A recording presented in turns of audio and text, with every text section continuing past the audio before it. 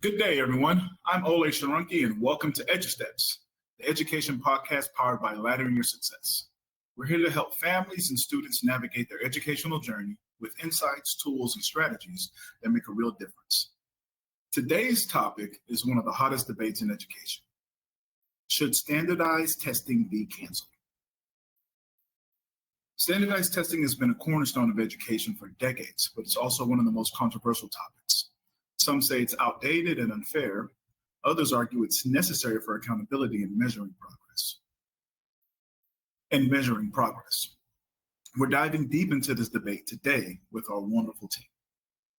Joining us as always is Jamarc Crawford, soon to be Dr. Crawford, bringing his insights from the academic world. Jamarc, how's it going? And what are your thoughts on standardized testing? Hey, it's going good. And I'm looking forward to diving into this standardized testing topic. Absolutely, man. And of course, we have our founder, Festus and Olay. Festus, you ready for your kids to take the star in a couple years? Man, I'm hoping there might not be standardized testing by then, but, we'll see what happens. Absolutely. So let's start by understanding where standardized testing came from. I'm not sure if you know this, but standardized testing actually date all the way back to ancient China. They were used to assess civil servants' knowledge and skills. When I thought about that, I was like, man, that's pretty awesome. That's pretty unique, especially when you talk about civil servants' knowledge and skills and just civic duties and a lot of things that I think most people at the time they leave high school don't know. Either way, fast forward to the 20th century, in the United States, standardized testing became widespread with the introduction of IQ tests and later assessments like the SAT. But it wasn't until No Child Left Behind, or NCLB, in 2002, that testing became central to public school accountability. A very, very important point I want us to remember there. The goal was to ensure schools were meeting educational standards, but critics argue it created a culture of teaching to the test. This raises an important question. Are standardized tests actually measuring what matters? And before we go into that question, I wanted to make sure we did a proper introduction to the one and only, that guy, to him be's own, Daniel Hill. Daniel, how you doing today, brother? Man, just doing good, man. Serving over here, man. You know how we do this thing. Just want to show you real quick. Underneath my LYS shirt, I'm represented with the Wildcats. Hey, my guy. Hey, my guy. And underneath the Wildcats, I'm representing with the Ducks. My guy, cold for real. It's cold in here. I'm not even gonna lie to you. So I have a question before we even get into the meat and potatoes of today's topic. Ever in your career as a teacher, did you ever find yourself teaching to a standardized test or teaching to the test? And this is open for everyone. Yes. All right. Easy answer. Yeah. Nah. Yeah. Definitely yes for me. I mean, my first year of teaching, I was overwhelmed, had no idea what was going on. So I was taking examples of a test, creating questions just like that and putting them out there for the kids. Hey, y'all go ahead and y'all do that. If y'all can do that, that's the goal. Now, I will say as I got later on in my career and I started to figure out that the goal wasn't necessarily teaching to the test, I didn't care as much about it. And I was okay with it looking like my kids weren't learning anything in regards to what the curriculum was or to what specific, in Texas, they call them TEKS, were. And so, but I do remember vividly like, man, we want good scores. And that pressure I just kind of gave to myself. And so if there's three of us and 2 out of 3 of us did that, just imagine what the majority of, just imagine what teachers in general are doing, right? And so that's a really important reason for today's topic. So let's talk quickly about the pros and cons of standardized testing. We've kind of given a general synopsis and maybe some of our opinions, but we're going to talk about the pros and cons. When breaking this down, on one hand, standardized tests provide data that can highlight achievement gaps and hold schools accountable. But on the other hand, they often fail to capture a student's full potential or creativity. What about students who excel in areas not covered by those tests? And let's not forget how stressful these tests can be for students, especially those with learning differences or test anxiety.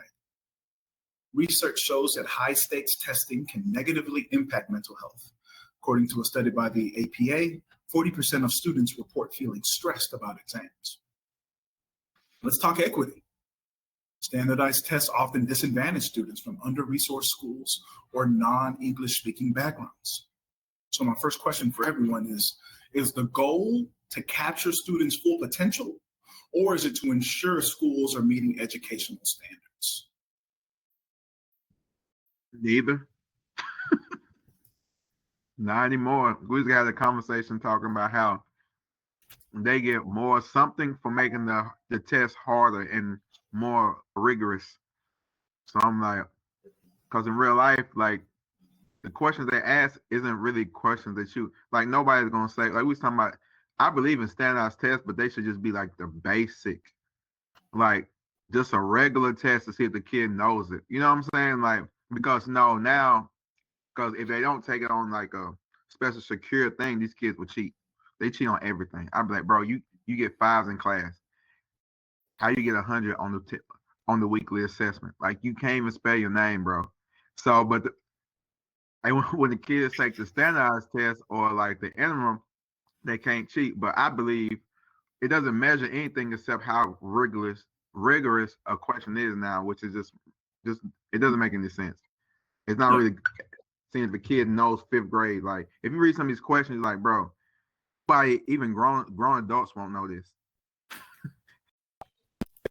I think the goal is both. The goal is to capture students' full potential and to ensure that the schools are meeting the standards, but the system isn't perfect. So because of the imperfections with standardized testing, it doesn't truly capture the student's full potential.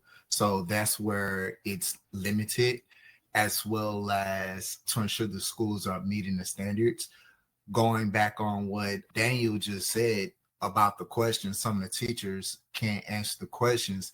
That's because of a lack of professional development for the teachers and the shortage of highly qualified teachers in particular school areas, mostly low socioeconomic status areas. And I feel like that's the issue where it comes to students meeting the standards. So I feel like it's a twofold situation, but I do feel like the goal is to capture their full potential, but it's limited because it's only standardized testing. And the goal is to ensure that the students are, or the schools are meeting the standards as well. I feel like it is necessary, although it definitely needs to be improved. Yeah, I definitely think I agree because to me the thing is, are you questioning the questions that make up the test, and what is the intent of that? And I think when somebody says, "Is it rigorous?" My question is, as compared to what? Is it relevant? Again, the question is as compared to what? So where sometimes for the people who are putting the test questions together, they're looking at it and saying, hey, is this rigorous compared to previous years, compared to what other people are learning in other countries, compared to what kind of base standard of education would be on a broader scale, right? But when you look at it and you sit down and you say, okay, well, something that is rigorous to one student can be very easy for another student, and vice versa, especially when it comes to how tests are taken. So I know we're going to kind of touch on this a little bit. If you're talking about purely academic work versus, let's say, social intelligence, when you survey people who are highly successful in their careers and, in the world of business, a lot of it is because they have higher social intelligence than just the academic intelligence, right? And so when you look at things like that kind of, I think we shouldn't be concerned about standardized testing, but on the flip side, we should also be thinking about, okay, the student's life and where they're coming from and also where they're going. And so that's the thing I think is very, very difficult for educators to do, is, when they make these questions at the state level and at the, federal level, are they thinking of, I know they're thinking about where they want the kids to go, but where they're actually going, I think that's a whole nother thing. I think that to jump on what you're talking about, Festus, when we talk about rigor, essentially we're talking about depth of knowledge. And when we start challenging the types of questions and saying things like, okay, but this question doesn't make sense, or why do they need to know this? If I just be honest, I don't mean any offense. That's mostly because the teachers don't have the depth of knowledge required to express to the students. Hey, LYS fam, it's Olay. Just wanted to take a quick break to let you know that even though the cost of college can be daunting, the LYS Scholarship Guide ebook can assist you in realizing your dreams. You can identify and apply for scholarships using the information, advice, and resources in our comprehensive guide. Also, we've provided a template for a successful scholarship essay to help you stand out from the crowd. Don't allow student loan debt to control you. Get your copy of the LYS Scholarship Guide ebook right away to take charge of your destiny. Simply go to lys.com/parents to get your copy today. Now let's get back to that fire conversation. Why is it relevant? How is it connected to real world application? Most of the stuff does. Most of the content do have real world application in a purpose in which the students do need to know. But then to your point, when you're talking about, okay, where are this set of particular students going? And that's where the issue comes in, because it's like, okay, we can't create separate tests for predominant students that are in low SES neighborhoods compared to students that are in high SES neighborhoods. That's not equitable, right? So we need to come up with an assessment system to where all students or all expectations is the same, because now you're on a slippery slope if we lower expectations for students that are in a low SES area compared to students who are in a high SES area. So I think when we talk about test development and the rigor, most likely we're talking about the depth of knowledge, but we don't have highly qualified teachers to understand or have that depth of knowledge to translate that to the students in those low SES areas. But I think also Festus was Adam's point, like, rigorous, like if I'm making a question that's rigorous, like to who? You know what I'm saying? Like a rigorous, like to say, I think you taught, no, it wasn't you who taught you, right? Crawford. This last year you taught one class of GT, right? For the first time, right? I taught GT 3 years before I came to LYS. Oh no. I think he did. Oh, my bad. All right. No. No, it's funny because one of the teacher's jokes I remember is they used to say GT is gangsters and thugs. Yeah, so no offense to any of the kids. We love it. Yeah. So I think that's what Fest was focused on. Like, what is rigorous? Are they basing their rigorous off a kid who's GT? Or are they basing a rigorous? Because like if I give a kid, that's like in class, like Crawford had different levels, different things, right? So kid do the thing. Are you basing it, not Crawford per se, but is TA basing off rigorous for somebody who's GT, somebody who's really on the 8th grade level, or are they basing off somebody who's on the 5th grade level and the 4th grade level? Because like you bring me kids who can't speak English, or like they used to have different tests for even Spec Ed. I don't know if y'all remember that Spec Ed used to have a test where it only be like 3 questions or 2 questions. Like it would be like, but then they changed it and everybody take the same test. So I think that's what Fest was talking about. Who's the rigorous based off of? Like if you base off like a real 5th grade, like if you get a regular 5th grader who just coming in on 5th grade or maybe 4th grade level, right? And you take him and have him take a test, then you can find out, okay, this is what they need to know. but are they basing it off a kid who's really GT? And they saying it's rigorous. So that's what I'm saying. It's not based off a student. It's not gauging students. It's based off of a depth of knowledge. So you're saying what they're doing is, hey, we want, it's not what students can do. It's, hey, we want students at whatever grade level to be able to do X, Y, and Z.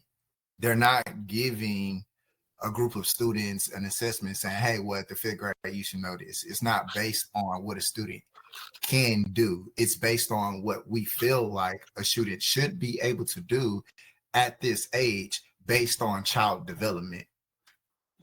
That's kind of weird, because how can they figure out this is what they want and they don't really know what the child is? If that makes, like, you can't every year expect every child to be, I don't know, that's the way I'm saying, like, that's like me saying I feel like these kids should be here. But there is research on child development and what they are able to do at different stages. There is research on child development and what a child should be able to do at different stages. Okay, but what I'm saying is, like, I'm wondering, because it's like they say they want to know this, but in all the districts, all the scores going down, what they wanting kids to be on is not really what they own. Think about if every score has gone down. Like, I went to South Bay, I saw they went down, Katie went down. If the whole TA is saying this way it need to be, and nobody's there, and everybody's teaching, and some people even teaching on a higher level, and the kids ain't reaching it, what are they? Just because that's what you believe, not you saying, but what they believe the kids should be, that they just, especially since they changed the whole test, because the test wasn't as hard as it is now. You know what I'm saying? What, 5 years ago? 5 years ago, the test wasn't hard. So that's why I'm just wondering. Festus, my bad, bro. No. See, this is kind of what I'm getting at, and I get where you're coming from, Crawford. Is like, hey, there's normative data for human growth and development for children, and they're saying, hey, based off of the normative data, based off of these questions, the child's brain should be able to answer and address these questions. And then you got depth of the material, right? So if a person says, 1 + 1 is 2, and you say, okay, that's simple enough, mathematics, but what does 1 represent? What does addition actually mean? Then there's you could go into a lot of depth on those things. And I get that. But what I'm saying is that when you look at kids grow up in an environmental context. And this is the thing, I think that this is where education keeps failing students, is they fail to look at the context in which this person is growing up in, and what is that context going to make them, and then what are you trying to make them?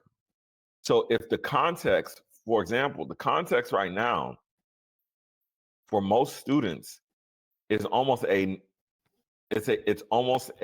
non-academic context in terms of traditional means of sensory input, right? Traditional learning sensory input, reading, writing, arithmetic, play, play pretty much, a little bit of auditory. Well, now, if you look at the context, it's highly visual, highly visual and auditory. Most kids don't play outside, period. You know what I'm saying? Let alone for 30, 45 minutes, which would then develop their sensory skills. Them rolling in the ground and getting all dirty and stuff, that develops your sensory skills about your environment.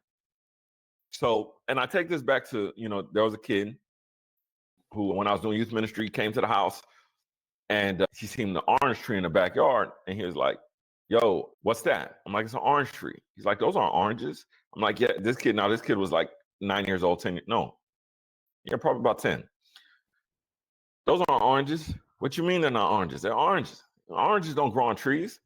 I'm like, dang, what are you talking about? Like where have you been in life? But because of the context that they grow up in, you go from one building called your apartment or your home into another building. You don't ever spend time out touching and learning trees. So our context, when we grew up, we go play with mushrooms. Hey, that might be poisonous. These kids have no registration of poisonous. You know what I'm saying? Because they're just not doing it. So thereby, when you take that kid and say, okay, here's the normative psychometric data that you should know, right? They have no context of the world that they're growing up in. And then everything is, cell phones and music. So it's like, okay, if I'm not seeing it scroll on TikTok, I have no parameters for reality whereby I can make almost any judgments. And that's what I'm saying. So now if you take a kid who's in a rural environment where they might be on a ranch as soon as they get out of school and their parents are telling them, I don't care about them books, get the cow milk. You know what I'm saying? Like, when you take that kid, what's relevant to them should be, hey, how do I make these cows make better milk? Because I'm going to probably end up needing to sell this milk to make better cheese or whatever, produce some kind of better outcome so that as I could keep the ranch going. Not how do I meet psychometric data for, you see what I'm saying? And so I think that's the disconnect that the education system has sometimes, because it's either going one way or another. And then everybody gets super test heavy instead of saying, wait a second, the likelihood of this kid, you're going to grow up in two contexts, urban, suburban. Well, three contexts. Rural, you'll throw in rural, yeah. Urban, suburban, rural. So if you're rural, what kind of jobs are out there? Okay, if you're rural, the likelihood that you go straight urban is probably less likely. It's probably likely you're going to be suburban. You're going to be like a Katy. They still got farms out there. So to me, that kid, you need to teach, hey, look, if you're going to go out here and work in these factories, you get the edge of town, you see all them big factories. We need to teach you something a little bit about that, creative engineering, stuff like that. But then we need to teach you how to maintain, and I think because the education system is trying to become, it is basically becoming one size fits all. And again, here, people are going to be mad. This is where I kind of agree with Trump. It's like, hey, the state would know that better than the federal government. You know what I'm saying? Because why? Because each state's context is just totally different. And so when you get these mandated things, and I know some of them are mandated by the state, and even the state fails, but a lot of times it's because those people who are making them, sometimes they're academics that they just been in a classroom for 20 years. They grew up, and no knock, you've been in the field, bro. You know what I'm saying? You've been teaching. You know what I'm saying? So but you get some of these people who they grew up, they were good at reading, and they just read their way into a PhD, and then now they're writing tests for kids. Barely been in a classroom at all. You know what I'm saying? Barely been in a different context at all. You know what I'm saying? And then it's like, I'm smart, pay me $300,000 a year so I can write this test. Instead of like, hey, how about you go do these trips where you go live in that kid's environment for 48 hours. Hey, that's what I was I do gotta give some pushback because there were some things said that are not entirely true. But I do get the point, you know what I'm saying? So I get the point that you're making, and you're basically essentially saying students' experiences it varies. So when you use the example of the oranges, what I would suggest is if a kid is moving around from round, that will heavily impact his education. And the reason I'm talking about that is because one of the things you said, children learn through play, and that is completely embedded in education for those teachers who went to school to get an education for education. When we talk about the child development, it is research and theory, which is how they teach teachers how to teach, which is the kids learn through play. So if a kid is not going to kindergarten or pre-K, that's where that comes in, to that exposure. They are literally supposed to play, where you see kitchen, you see farming, you see where apples and oranges and all of that. They go on these field trips, they go outside, they have school gardens, whether it's a high SES or low SES. These things are supposed to be taught. So that's why I said I had to push back, because those things are known and it is embedded, and these are things that are supposed to be learned. Now, if your argument is, are the teachers teaching it or the schools doing that? I'm not arguing that. I'm just talking about the education system in its intention, simply because I've been through it all to learn from a baby all the way. What are kids supposed to learn? How are they supposed to learn it? The best ways that they can learn it, the different learning types, and how do we embed that to the students? So essentially, the different, whether they're in a rural area, the city, or farming, all of that is embedded into the child's instruction. Even though this kid is in the city, they don't know what a farmhouse look like, but they learn about cows, they learn about agriculture at that level, at that lower level, whatever age that they are.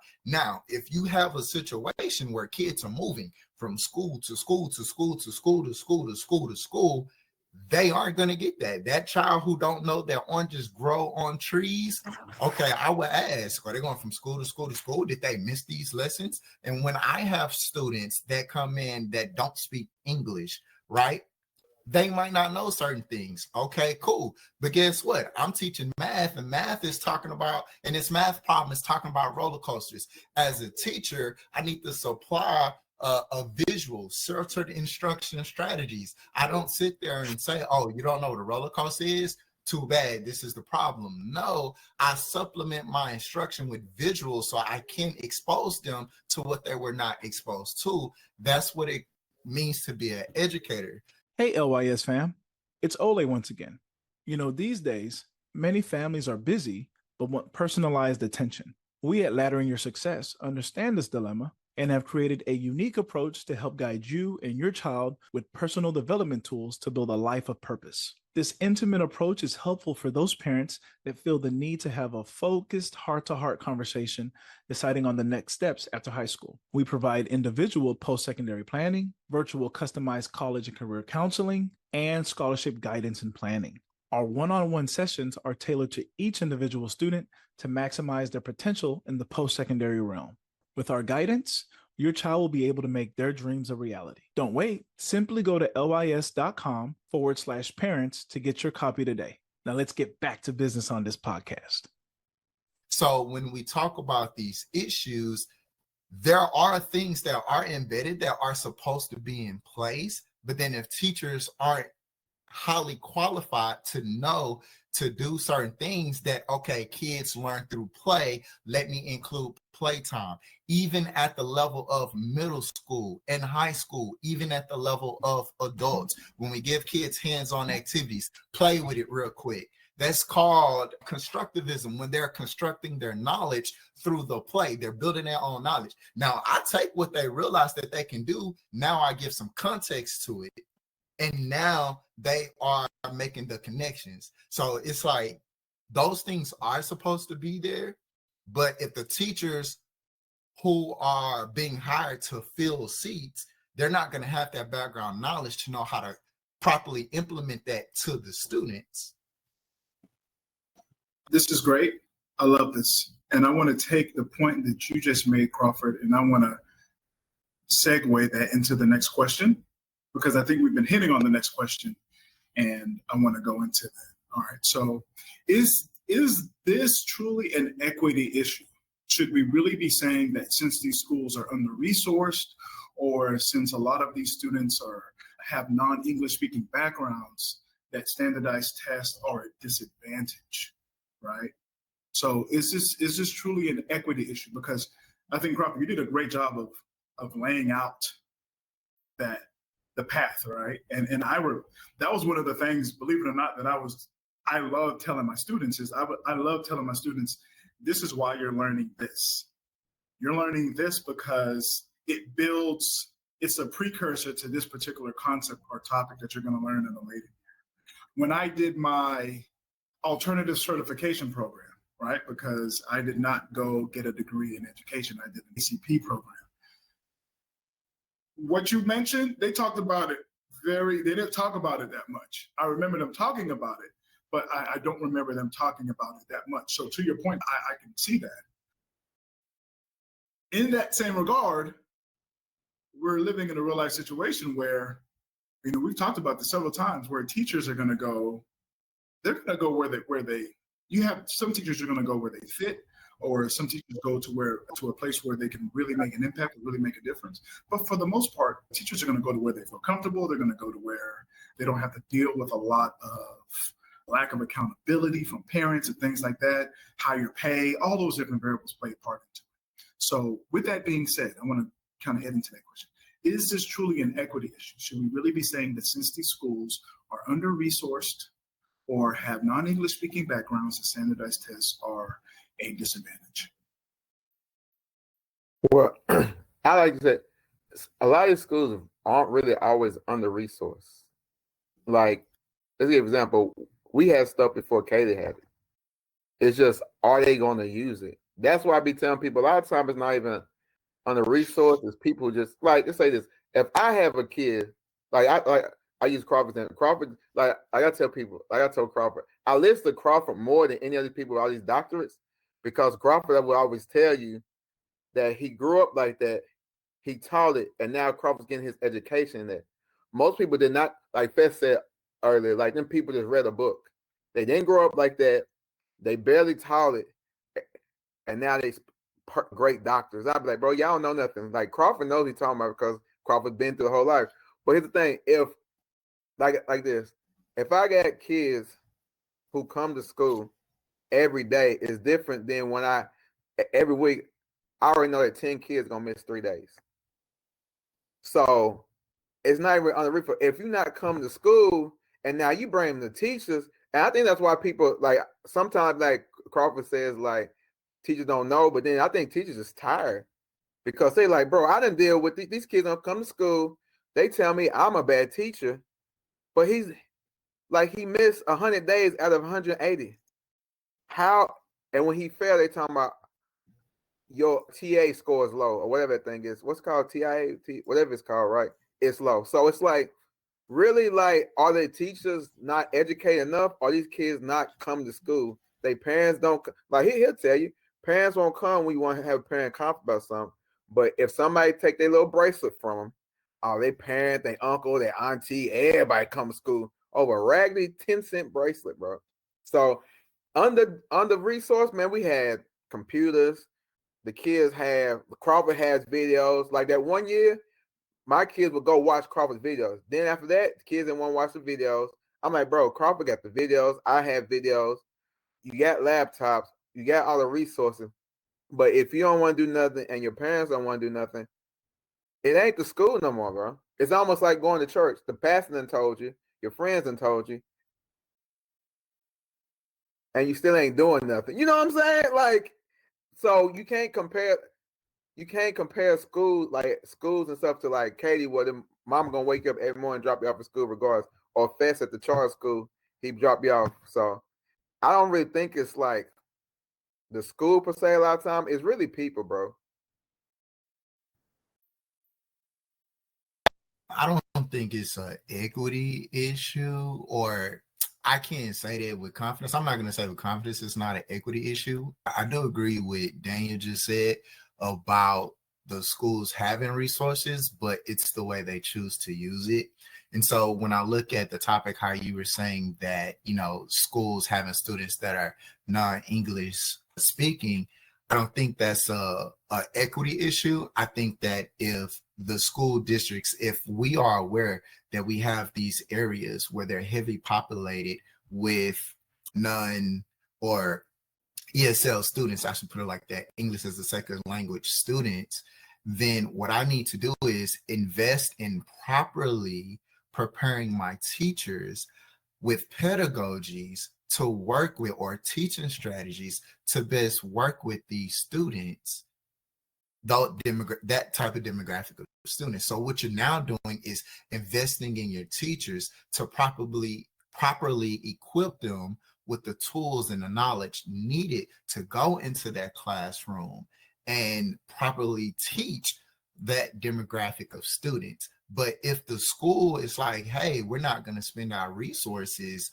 on that, then I feel like that's not the best decision being made. Because at the end of the day, whether they're English speaking students or non-English speaking students, whether they're from the suburbs or whether they're from the country, they all need to have a level playing field of knowledge. So if I'm on the farm, I need to know that 10 barrels of apples here gets me this total of apples. So when I sell it to the grocery store, I know how much I should sell it for. That's the same as a student who's trying to be a business manager needing to know the math. So there's still a commonality in why these students need to know these certain things. The difference is, are the schools and the districts going to invest in the resources to actually serve their particular demographic of students? Hey, you know what? Crawford said something good. Like, are they going to use the resources? Like, a lot of times teachers also have like too many resources, and they want the people to use all the resources. Like, I give an example. Like, it's like the district, want us to do all this stuff, right? Or like the head, like people pass, like the principal and all of them. But like, they want you to do all this stuff in a certain amount of time frame. And I give example, Crawford get in trouble because the district would be mad because Crawford would do it on his time frame because Crawford's like, no, they got to get this done. They have to understand it. And I think that's another thing is a problem. Like Crawford will say, like, they invest in the resources, but have they taught the teacher how to use it, or have they give the teacher the time to use the resources? Like, and like I think we talked last time, like, yeah, the kid, like we talking about the test, like what Crawford said was like a basic test. That's what I mean, like a basic test. Like some of the tests you see now, like this year now we had the interim, which I can't really talk about, but some of them questions, I was like, bro, what? Who? Why? There's no point. Like, this is stupid. Like, this is not reality. Like, like I'll make up something crazy. Like Bob went to the store. He went 12.6 miles, but then Bob's auntie was at the house sick with 1/4 of a fever. And then John went back, bro, what does this have to even do? And they just keep going on. Like, it's a paragraph, bro. And I'm looking like, bro, what is this? Like, this is not really helping for the real world. But then we'll take 3 days on financial literacy. I'm like, bro, this is what kids need to know. But like Crawford said, it's like they might not have time. They don't teach the teachers how to use the resources, and the teacher might not have time to resources. And another thing, Crawford tell you, like the people up top, like I said, past principal, all of them, and like they'll like it. Like if you slow down, the teacher burned out because they want to use the ESL stuff, but they can't because now that one topic they got to cover, oh, that's over. Go to the next topic. But the kid ain't learned it. And I think that's why another teachers, like, that's why I'd be like, sometimes be like, they're not qualified. Be like, no, they have to move with the schedule or they gone. Like, I think they was talking about HIZ. If they not on plan, they gone. So ain't no moving at your own pace, like 3 days behind. Oh, if you're not on what's it called? Pace, it's a done deal. You gone. So that's sometimes I'll be like, I gotta with the teachers. But like I said, a lot of stuff is just are the kids and then some can't even use the resources because it's used for ESL or something like that. But the parent put down English as their main language. I'm like, bro, you can't even speak English, bro. You need an ESL class. You need to go get pulled down and work with them. But their mama put down English as their first language. Mama can't speak English. Son can't speak English. I'm looking at them like, bro, why would y'all? Which I know why they did it. You know what I'm saying? Because they didn't want to get caught up sometimes. But it's like we have to understand, like some resources can't be used, like, or some kids are too low to be spec ed and pulled out and work with. I'm thinking, bro, how are you too low? Like, how are you lower than a spec ed kid? But so I just think like you said, the education system is kind of messed up on certain things because there's so many different factors that don't allow you to be able to use the stuff you need to use, and for us to be able to just be teachers these days, man. People are stressed out. Like literally, nobody wants to, especially now that the low income schools are now kind of the lowest paid now. They used to be the highest paid. That's why people used to come to like A-Leaf, but now everybody's behind, everybody's passing. So why would you come to stress, bro? You know what I'm saying? Great point. Absolutely. Man, I love this conversation. This is great. So let's start thinking about solutions, right? So we've talked about the standardized testing. We've talked about equity being a factor. We've talked a little bit about what's the goal, essentially, right? So if we were to cancel standardized testing, what is your opinion on what could replace it? There are things like project-based assessments, portfolio reviews, adaptive learning platforms, teacher assessments. These are just 4 examples. There are so many other examples. Would you say switch to something completely different? Would you just change the way testing is? I know, Hill, you mentioned just a simple version of it. And one of the things I also want you to think about is in 2002, when George W. Bush passed No Child Left Behind, that changed the system to where scores led to, those scores were your accountability, right? For schools and for districts. So if we were to cancel testing, what is your idea on what could replace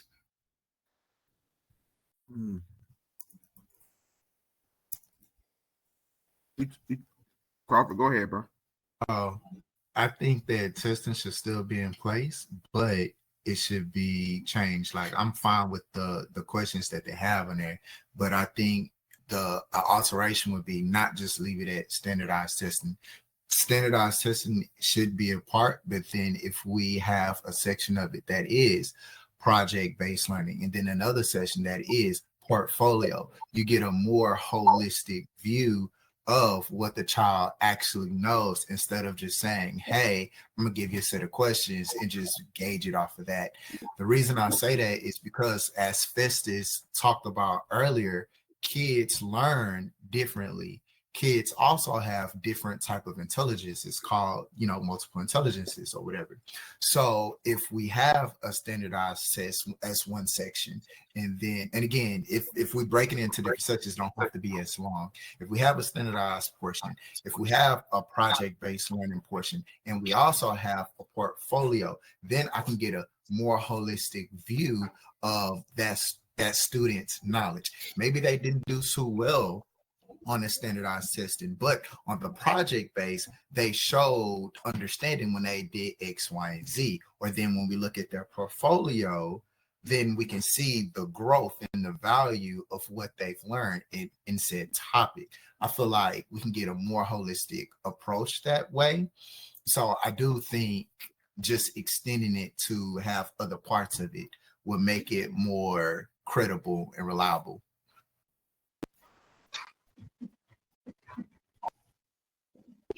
Hey, LYS fam, it's Olay. If there's one thing I love, it's something free. I'm talking free 99, un gratis. No shipping or handling fees, no gotcha fees, nothing like that. With that being said, if you're graduating soon or thinking about college or need a nudge or help to decide, then our free ebook, 10 Things to Think About Before Going to College, has a very balanced and open-minded way of presenting your next steps. It captures broad topics in a personal way by giving students an insightful, interactive, and reflective source of inspiration. It is very beneficial to be able to visualize some of the concepts after high school and apply them directly to you. We all know life, college, and career planning decision-making choices for students can be challenging, especially as they near the completion of high school. This book will provide you with a self-paced guide to your success beyond academics and into real life. Not only is it free, you can complete this book within a week. This will definitely prepare you for long-term success. To get your free copy, simply go to lys.com/students. I mentioned it was free, right? Well, if I didn't, it's free. Like, for real. Okay, back to the podcast. Man, I'm all for what Crawford said. I think he hit the nail on the head. Is like, now hiring is going to start being show me, because everybody can use tools to cheat. And so, there's the saying, the rich get richer. And I think that there's kind of a myth to the word rich, or the context of rich. Oftentimes we think about riches just financially, but there's some people who have a lot of money but live poor lives, and vice versa. And there's some people who live poor lives, and that's why they don't have means, right? and it's hard to tell. So it's not a blanket judgment. It's just that sometimes it is by the way that you live that you're able to increase your means, right? And so I think when you got kids who they're skipping school, and I'm not talking about a legit reason to be out. I'm not talking about I got to take care of grandma, or I went to work last night, worked in the family business and can't get to school today. I'm not talking about stuff like that. I'm talking about where kids just kind of they want to be goofy and act up, and they don't realize how far they are behind. You know, we grew up in those environments where, again, you're made fun of for your intelligence or trying to be intelligent or trying to ask questions. You're actually trying to answer the teacher, you know, just dumb stuff like that. That once you reach a certain age, now all of that stuff starts to show up, you know, because again, you know, from, you know, basically 12 to 18, 12 to 20, in some cases 20, 22, you don't have to necessarily show your intelligence. Other people are taking care of you. Other people are meeting those responsibilities.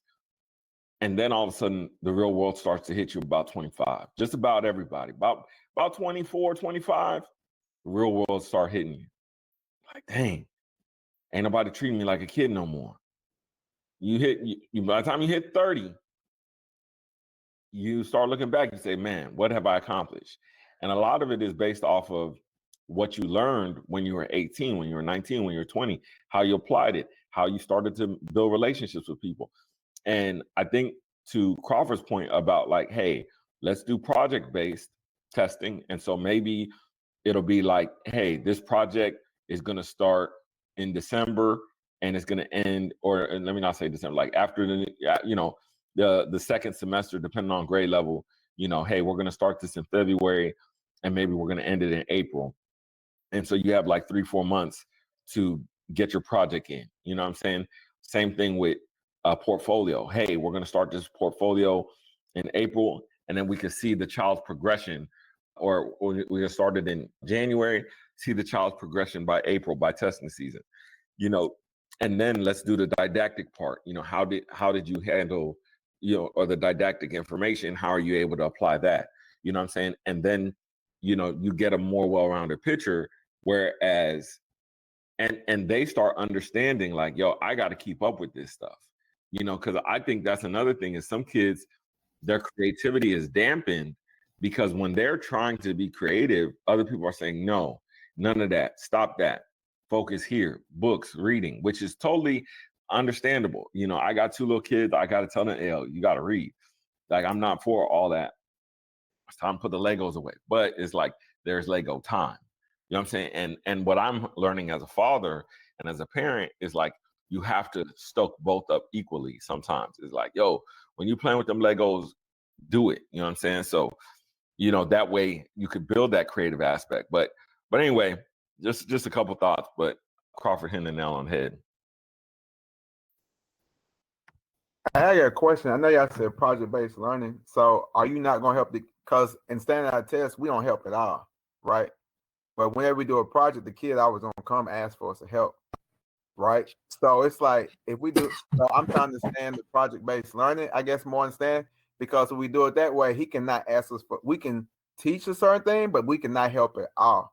So would the kid even still do good? Like, because if you said one project-based running, one standardized test, and the third was what, Crawford? I forget. I'm sorry. Project-based as well as portfolio. So how are we going to, because this means the kid's going to have to be responsible for everything. If we're testing, that means the teacher, but we know how these kids do on projects. So that's what I'm trying to understand. Like, how will we gauge the projects? Well, yeah. So the students in true project-based learning, the student is to do it on their own. The only thing that will be given, since we're talking about like standardized testing or having some accountability system, is that there will be certain things that have to be present. So if it's math, one of the things that Festus started off talking about, kids have different context because of their environment. Well, this will reach many different kids, whether you're in the city, whether you're in farm, because if I'm in the farm or the country life, if I have these requirements, my project can be based on what's going to help me or at my farm, I just have to have these things, these certain requirements implemented. So it's completely on me to create whatever the said project is, but there is a rubric of certain things that has to be implemented to show knowledge about said concepts. Okay, that's what I was trying to understand, because even like I know we give rubrics and stuff, but kids come back to us over and over again to see if it's right. So I'm like, are we gonna treat this like a standardized test? Like they get it here, and then we don't help them at all on the project thing, and the day it turns in, either it's good or it's bad, or is it like throughout the process, such as like you getting your doctorate, right? Somebody helps you out, says you like this, and you fix it, and you go back this, or would it just be because like I've never heard of like a whole project learning system. So I'm just trying to figure out, is it going to be step by step? They come back, we check, and then at the end, because if we treat this all as one thing at the end, that means I give it to them like a college level, and you just need to have it right. And go ahead. So that's the thing. There's no right or wrong. It's a project-based learning is a project that is a demonstration of your knowledge of the topic. So you will have requirements what needs to be included in this project, but the concept of whatever project I'm doing is completely my own. So there is a certain time, hey, you have until these are the requirements, these things need to be demonstrated. According to whatever specifics, there will not be no help or insight from the instructor if we're talking about a true, authentic assessment. So it's a demonstration of knowledge. So it's not like it's a good project or bad project. In this particular project, are these things included? And it will be graded off of that, the inclusion of the requirements based on the rubric. So in my research, great point, Crawford. In my research, the thing that I found that kind of jumped out to me was the more successful projects are the ones that have clearly defined parameters on the rubric. So if you have clearly defined parameters on the rubric, students are able to do better. And to that point, I kind of wanted to go over my question into this, which is kind of a parallel to what we've all been saying. I said, we need to have something more holistic. We need and before I continue, let me state the fact that my answer may be kind of pointed, so you have to kind of dig deep to understand what I'm really trying to say. You need something more holistic, you need something more honest, and you need something more rigorous. I think one of the things that we do is, outside of students who have clearly defined intellectual, barriers to being able to process and understand and learn, we have to make things rigorous. Why do we have to make things more rigorous? And I mean rigorous, and one of the things I've been studying was private schools. We just need to be more rigorous, right? And great point about depth of knowledge. Go deep, right? That's all I can say, go deep. We have complex problems for a complex, right? While currently, I believe the current system of public education is boxing kids in. One of the things we talk about in LYS is the system or the cosmos, right? But those at the top of the food chain, those at the top of the top, those are the ones who are going to private schools with heads of state of other countries, the ones who are essentially running the world, right? They're okay with the 10% that leave public school and become change makers. Why? Usually because those that are in power snatch them up. It's only a few of them that come back to help to lift others. Right. Shout out to Tiffany Thomas, rest in peace to Sheila Jackson Lee, and the recently departed Sylvester Turner. So those are my thoughts in regards to that. So quickly, I want to jump to our last question. What advice would you give parents whose children struggle with standardized tests? How can they support the kids?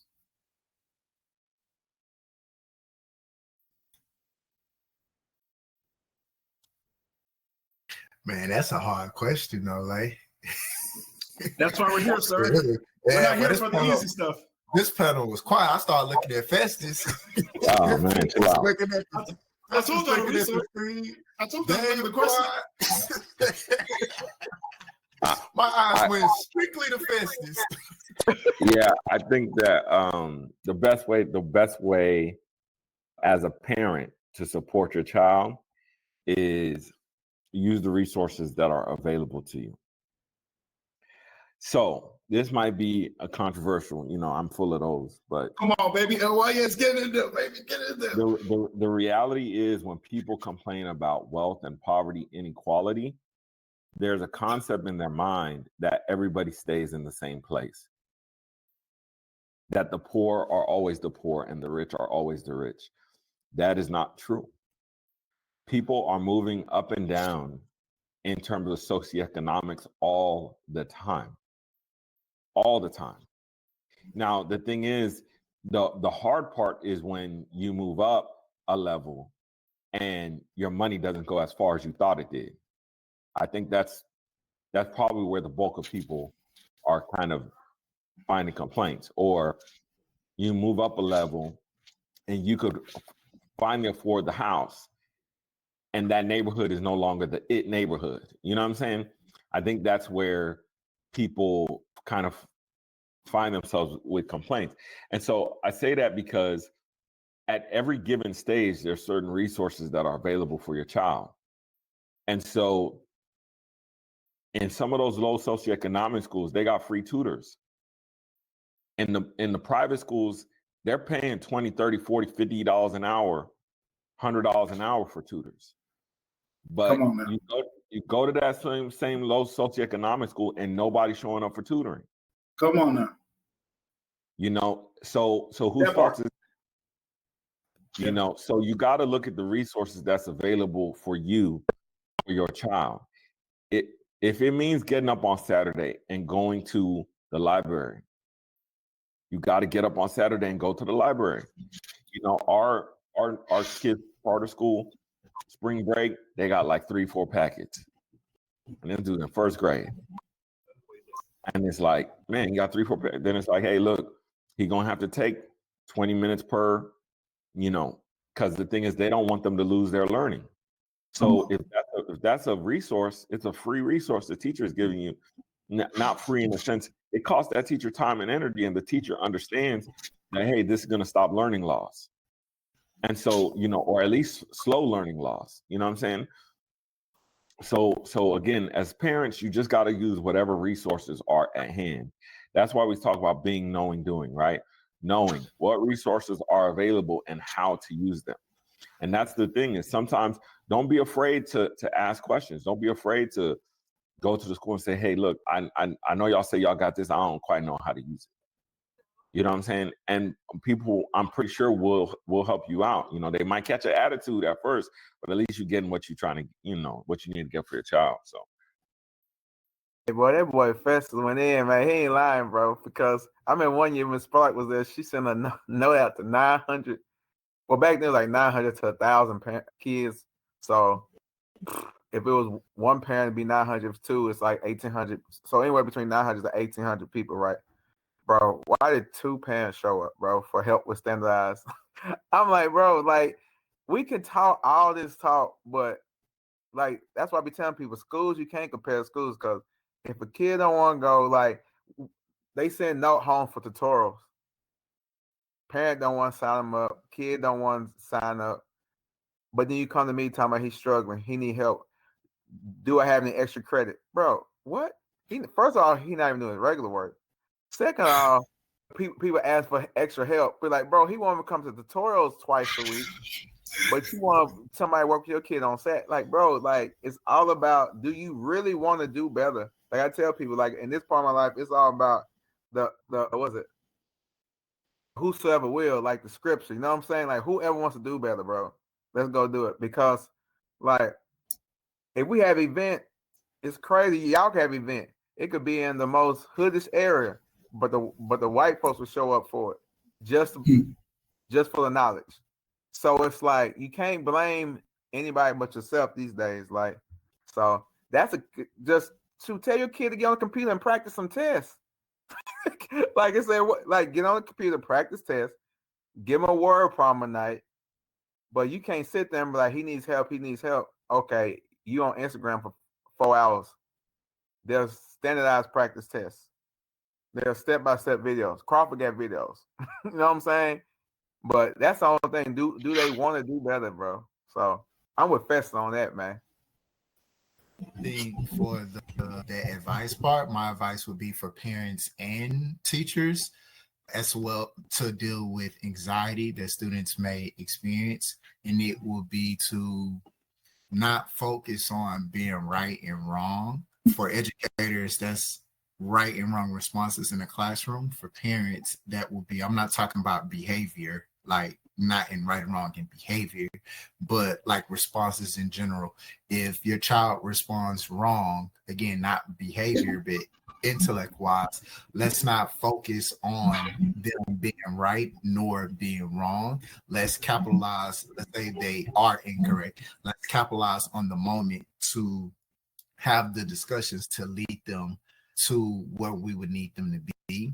So the psychology behind test anxiety comes from not wanting to be wrong, or the embarrassment or the frowned upon look if you are wrong.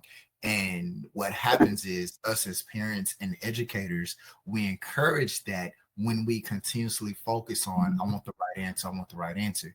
But if we remove the right and wrong answer and we focus on the response and the person's thinking behind the response, and we beautiful. take that and we guide them to where we need them to be, it takes the pressure off of every time I respond to said person, I have to be right. It takes that pressure away.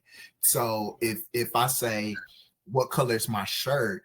And the kid says red, instead of me looking at them like they're stupid, like, wait, you don't know your colors? I should say, oh, okay, you think my shirt is red? Hey, what makes you say red?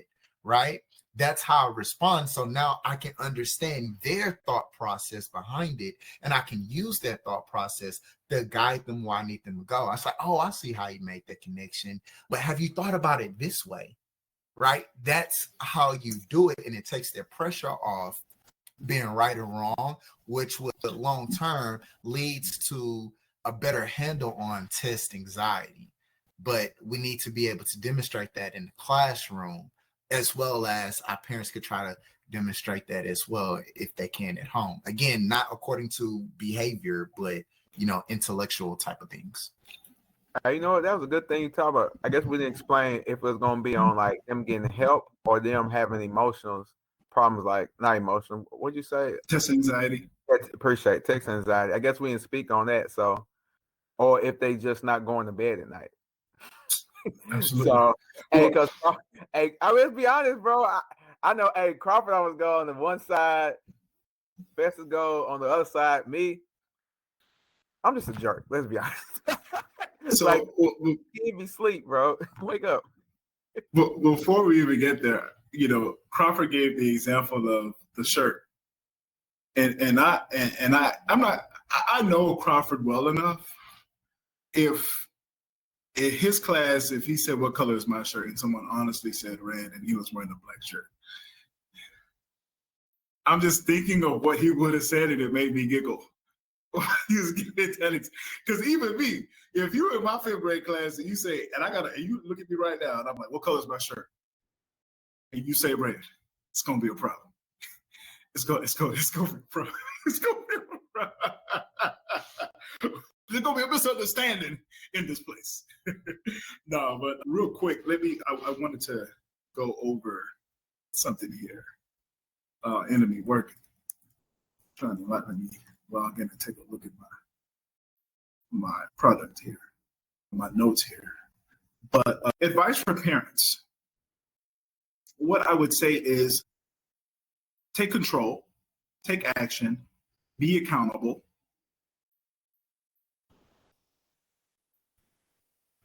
I didn't freeze. I'm still here. I'm just waiting for my bill here.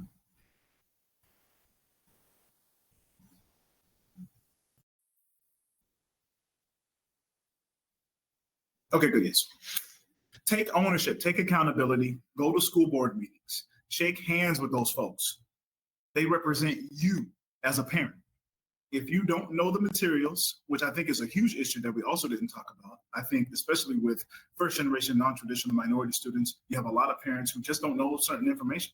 Kid gets a 7th, 8th grade, it's too complex. They don't know how to help the kids, and there may be some insecurity issues with the parents. I think that's a real issue. I think a lot of parents probably maybe only had an 8th grade education. You're still a parent, okay? If you don't know the material, talk to teachers, district personnel, community members to find resources. If you live in a big city, there is something. There is a program, there is a resource, or there is an entity dedicated to helping students. Also, I think you should take an old school approach to teaching your kids. I believe that every parent has certain things they want their kids to know before they leave their house. Or if you don't, you should teach them. You got a family member or a friend who has access to a unique government building, take them and some friends and get a private tour.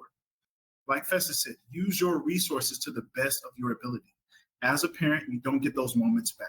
Take full advantage of the early teen and teen years to expose your child to as much as possible to find their purpose and understand the systems of the world.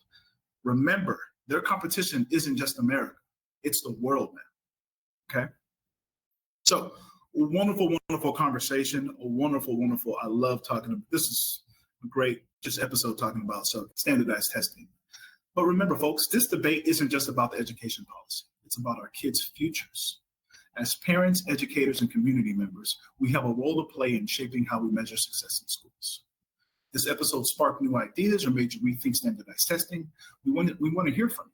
Comment wherever you get access to this podcast. And don't forget, subscribe to EduSteps for more episodes tackling critical issues in education. Hit that subscribe button now. Make sure you visit www.ladderinyoursuccess.com for resources on navigating your child's educational journey, and check out our LYS Compass program designed to support students' growth beyond academics. Thank you, as always, for joining us on this episode of EduSteps. Remember, education isn't just about grades or test scores like Hill and Crawford were talking about. It's about empowering every student to reach their full potential. That's just my good sir. Hit him with the phrase that pays. All right, y'all. Y'all already know what it is. There are legitimate excuses for not going to college. There's no legitimate excuse for not getting an education. We will see you on the next episode. Yeah.